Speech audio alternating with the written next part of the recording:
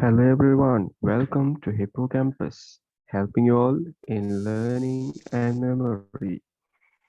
In this video, I'm going to explain about the medullary carcinoma of the thyroid.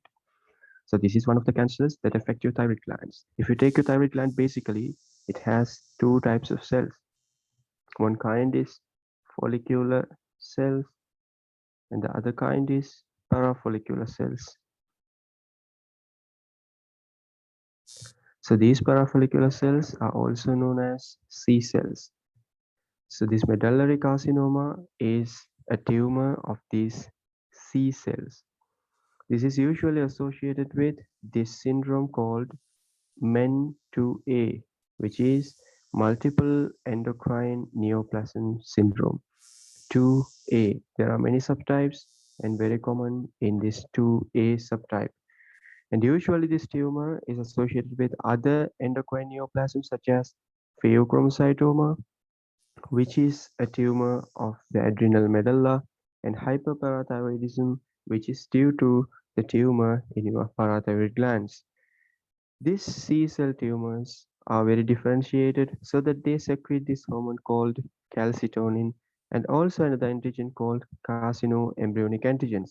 So that whenever you have this medullary carcinoma, you have high levels of calcitonin and CEA. So you can use these tumor markers to the diagnosis of these tumors. Actually, this calcitonin is very high in medullary carcinoma.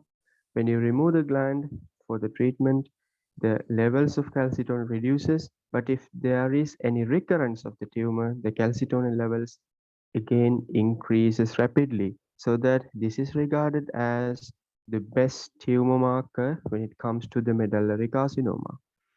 Also, this medullary carcinoma produces some of the substances that are not normally produced in these glands, which will cause some other effects such as diarrhea. Those substances are prostaglandin and serotonin.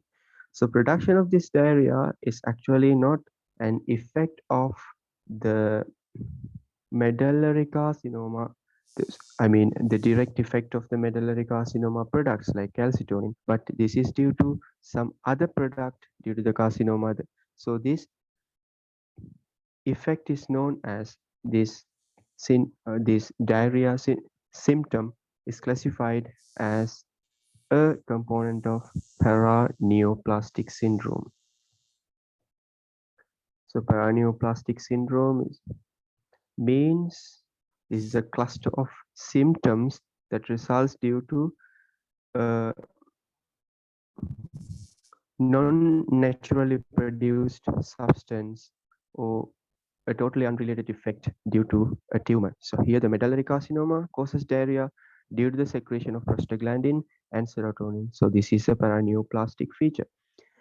What are the investigations that we can do to confirm the diagnosis? So usually we should have some clinical clue, for example, the family history, thyroid enlargement, and all those things. And if you have those things positive, then you go for a FNAC, which is fine needle aspiration cytology, which will help you to identify cell balls, which is very characteristic of this tumor, surrounded by the amyloid precipitates.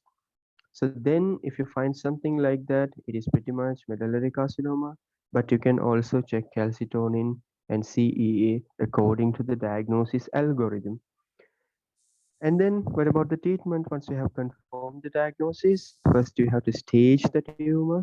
You have to take neck and also the chest CTs just to see how much the tumor has progressed.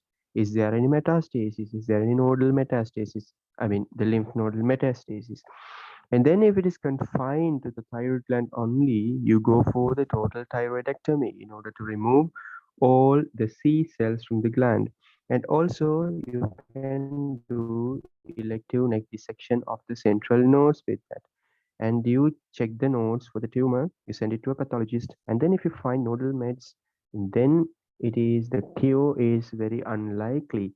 But even though if the cure is very unlikely, they live pretty much of a good life. Like unlike other tumors with metastasis, this tumor, even with metastasis, doesn't kill the patient very quickly. Usually, this tumor spreads through the blood, so the blood-borne metastases are very common, and 50-60% of the patients present with lymph node involvement. And in case of familial cases, for example, you diagnose a patient with this medullary carcinoma and they are having MEN2A. So then we will have to screen the family, I mean the relatives, for the same syndrome. And after a risk assessment, we can also suggest them to have a prophylactic thyroidectomy. Thank you very much.